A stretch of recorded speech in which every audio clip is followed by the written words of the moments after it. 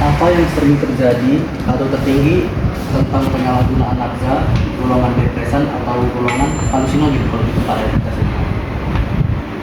Kalau tadi lagi ngetrennya sebenarnya dia masuk lebih ke golongan stimulan,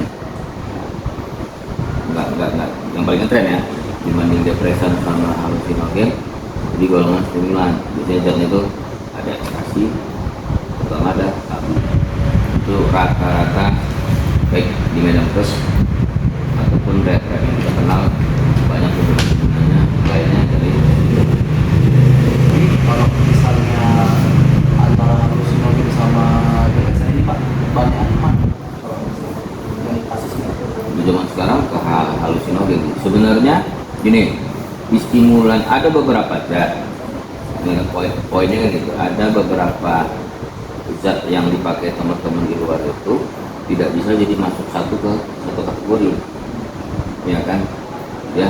Jadi bisa harus beberapa kategori. Kenapa? Misalnya satu sisi kayak ekstasi sebenarnya kan dia masuknya, kalau kalian belajar kan itu masuknya ke stimulan, ya kan, yang memompa meningkatkan sistem kerja saraf pusatnya kan, ya, makanya bawaannya energi, bawaannya euforia.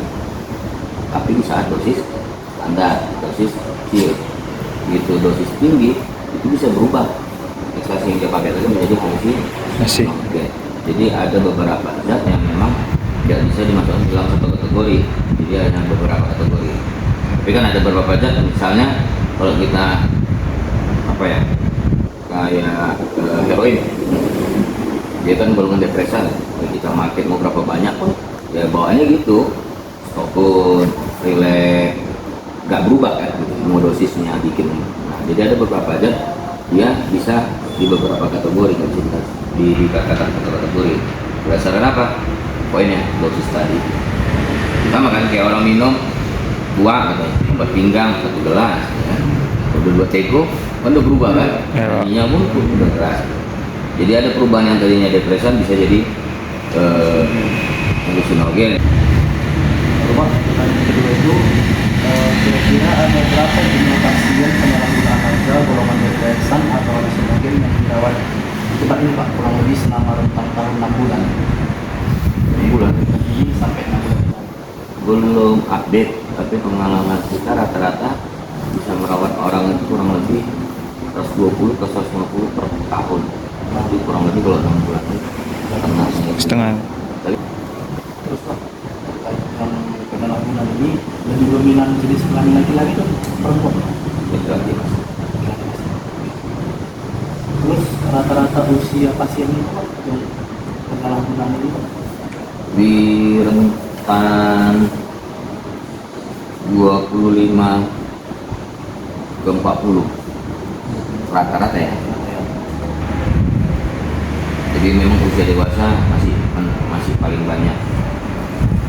Nomor 2 remaja, ketiga kalau di kelas tertentu teenager.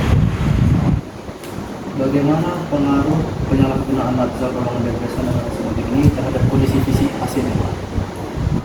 Serta itu mempengaruhi kesehatan mental. Kalau secara fisik pasti fisiknya bisa mempengaruhi baik dari berat badan ataupun gangguan kesehatan apapun jenisnya. Biasanya metode pengobatan yang akan dibagi kepada pasien penyalahgunaan narkoba. Kalau tenaga rehabilitasi sosial lebih ke terapi psikososial, tapi dibagi berapa tahap kalau teman-teman lihat. Jadi ada dari tahap stabilisasi tadi untuk pemutusan zat, detoksifikasinya selesai dia durasi di situ, pindah join lah dia mengikuti program. Selama program itulah dia mendapatkan terapi psikososial, baik dari pendampingnya yang menangani maupun profesional, psikolog, kalau ustadznya, kalau dia muslim, kalau dia nasrani, juga pihak-pihak profesional yang terlibat, termasuk teman-teman eksos media sosial. Jadi bentuk terapi sosial itu ya terapi sosial. Terus Pak, jenis obat yang digunakan itu kalau depresan tadi sama halusinogen apa ya? Kita mesos ini kan bentuknya tadi sosial, jadi tidak terlalu bermain dengan pengobatan yang ada, dokter yang ada itu untuk melihat gejala putus jasnya aja. Kalau di sini ada nggak Bang, kayak metode khususnya gitu, kayak apa ya, tahapan-tahapan khusus dari pertama misalnya, intinya tahapan yang khusus lah Pak? Alur layanannya. Iya.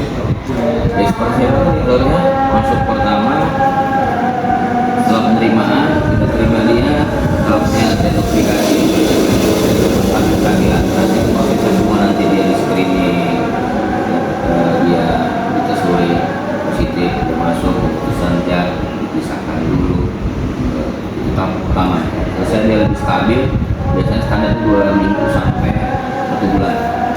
Selesai itu clear, stabil, dia pindah tahapan, masuk ke program. Di program itulah nanti yang mereka ikutin selama proses rehabnya, sesuai dengan biasanya kalau kita di Medan itu berdasarkan hasil asesmen. Waktu di detox itu kan stabilisasi prosesnya dari screening ke asesmen, dari situ kan kita dapat gambaran tuh kira-kira si Polan ini berapa besar tingkat keparahan, dan si D ini berapa besar tingkat keparahan, karena setiap orang bisa berbeda-beda loh. Kayak saya bilang, walaupun mau pakai sabu mungkin tingkat keparahannya kan berbeda. Dari dasar itulah biasanya kita bisa merekomendasi dia butuh perawatan selama di program berapa lama, ada 3 bulan, ada 4 bulan, ada 6 bulan gitu, untuk dia mengikuti jalan program. Selesai dari situ, barulah mereka boleh pulang atau ada rekomendasi lanjut